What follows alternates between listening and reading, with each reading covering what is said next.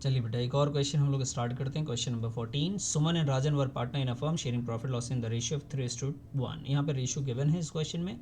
The firm was dissolve on 31 March 2019। The pass necessary journal entries from the following transaction after the various assets other than cash and bank. सारे assets को transfer कर लिया इन्होंने और सारी liabilities को भी ट्रांसफर कर चुके हैं। कहाँ भाई? रिलाइजेशन अकाउंट में जो भी एसेट्स और लाइबिलिटी ट्रांसफर होने थे। उसके बाद 4 सिचुएशन है। पहली सिचुएशन ये है कि एक्सपेंसेस को पे किया है by the firm. Expenses 10,000 were paid by the firm. तो आपको पता है जब एक्सपेंसेस पे करते हैं बाय द फर्म तो फर्म के पास से पॉकेट से कैश जाता है और ये हमारे लिए एक्सपेंस है तो रिलेशन अकाउंट डेबिट हो जाएगा। तो चलिए स्टार्ट करते हैं जर्नल एंट्री को। ये लीजिए जी, तो मैं यहाँ से आपके लिए जर्नल एंट्री स्टार्ट कर रहा हूँ। पॉइंट नंबर 1 14 में है। पॉइंट नंबर 1 आपका, तो यहाँ पे लिखा हमने रियलाइजेशन अकाउंट। क्या लिखेंगे बेटा? Realization account debit to cash and bank account. Cash और बैंक अकाउंट में हमने इसकी पेमेंट कर दी। ये फर्स्ट एंट्री हमारी हो गई। समझ में आई बात आपकी?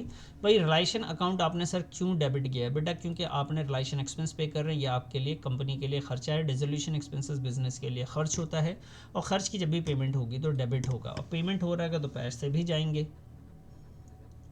ये हो गया जी 10,000 रुपीज़। अब आते हैं बी पार्ट पे।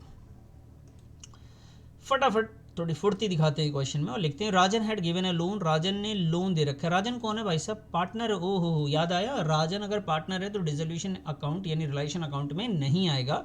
ये डायरेक्टली पेमेंट किया जाएगा राजन का लोन। एक ही सिचुएशन में आता है जब इससे कुछ होता है फ़ायदा या नुकसान, और फ़ायदा कब होगा? जब कम करेंगे पेमेंट। तो आगे लिखा हुआ है 60,000 to the firm for which he accepted 58,000 in full settlement. Rajan बहुत बढ़िया आदमी निकला भाई। 60,000 के बदले में 58,000 रुपये लेके वो खुश है। वो कहता है कि जी 60,000 है ना, आप ऐसा करो 58 दे दो लेकिन पैसे दे दो और बात को ख़त्म करो। तो हमारे लिए 2,000 का क्या हो गया? फ़ायदा भी हुआ है इस क्वेश्चन में। अब इसको देखिए आप, जब भी आप राजन का लोन पे करते हैं, जब कोई पार्टनर्स का लोन पे करते हैं ना बेटा, तो उसको आप लिखते हैं राजन्स लोन डेबिट। और पेमेंट आप कर रहे हैं तो आपके पास से या तो कैश जाएगा या फिर चेक से पेमेंट किया होगा तो आपके पास से बैंक जाएगा।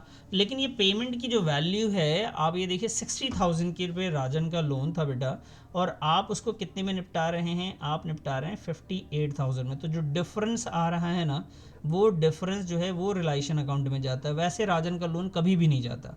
तो रिलेशन अकाउंट में कितना आएगा बेटा? ये 2,000 रुपीज़ आया। ठीक है जी। तो ये दो हमने कर लिया, ए और बी कर लिया। अब आते हैं हम लोग सी पार्ट पे। क्लियर है जी? चलिए स्टार्ट करते हैं सी। तो सी पार्ट मैं आपको दिखाता हूँ। ये लीजिए, सी में देखिए लिखा हुआ the firm had a debit balance. समझ में आया? डेबिट बैलेंस है तो क्या करेंगे आप? क्रेडिट कर देंगे। The firm had a debit balance of ₹40,000। Debit balance है, डेबिट होता है तो क्रेडिट कर देंगे। ठीक है जी। क्या चीज़ में है डेबिट बैलेंस में? प्रॉफिट एंड लॉस अकाउंट में at the time of dissolution में। तो प्रॉफिट को हम डिस्ट्रीब्यूट करते हैं बेटा ओल्ड रेशियो में।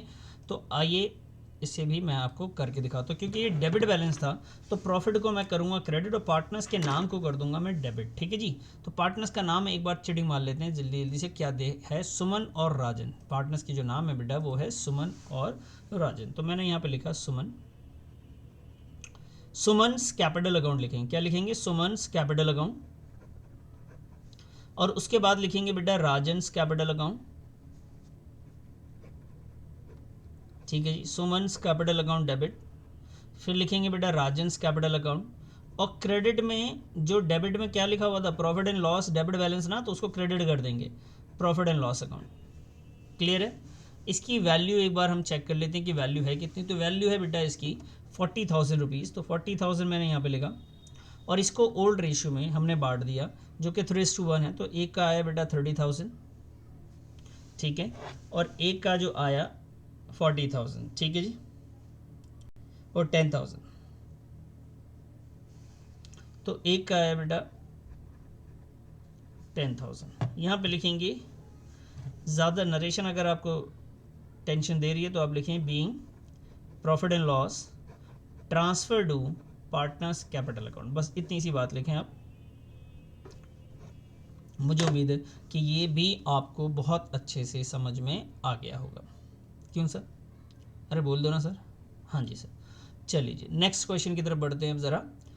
आइए बेटा मैं आपको नेक्स्ट क्वेश्चन दिखाता हूँ जिसमें लिखा हुआ है profit on Reliance was ₹12,000। Profit है ये, प्रॉफिट है। प्रॉफिट अगर आप रिलायंस का प्रॉफिट है, अगर आपको कुछ समझ में आए, सिंपल सी बात सोचिए कि प्रॉफिट जाता कहाँ है भाई, किसके पास आ जाता है, किसके हाथ में जाता है, प्रॉफिट किसका होता है? तो प्रॉफिट मिलता है बेटा पार्टनर्स को और उसकी वजह से उसका कैपिटल हो जाता है इंक्रीज। अच्छा सर, तो हम ये बात अब आपको समझ में आ गई। अगर प्रॉफिट इंक्रीज हो जाएगा यानी पार्टनर्स कैपिटल अकाउंट जो है बेटा वो इंक्रीज होगा। प्रॉफिट को जैसे डिस्ट्रीब्यूट करेंगे तो पार्टनर्स का कैपिटल अकाउंट क्या होगा बेटा, वो इंक्रीज होगा और पार्टनर्स के जो भी नाम थे वो क्रेडिट हो जाएंगे। ऊपर लिखेंगे हम लोग रिलायंस अकाउंट, क्या लिखेंगे बेटा, रिलाइजेशन अकाउंट लिखेंगे, reliance account debit to partners की जो नाम है, एक है बेटा सुमन, सुमन्स कैपिटल अकाउंट, और एक है बच्चे राजन्स कैपिटल अकाउंट, एक है बेटा राजन्स कैपिटल अकाउंट। और इसकी जो वैल्यू है, वैल्यू थी बेटा 12,000 रुपीज़, तो एक का आ गया बेटा 3,000 और एक का आ जाएगा बच्चे 9,000। तो मुझे उम्मीद है कि ये जर्नल एंट्री भी आपको बहुत अच्छे से समझ में आ गई होगी। मैं एक बार आपको फटाफट ये दिखा देता हूँ सॉल्यूशंस यहाँ पे।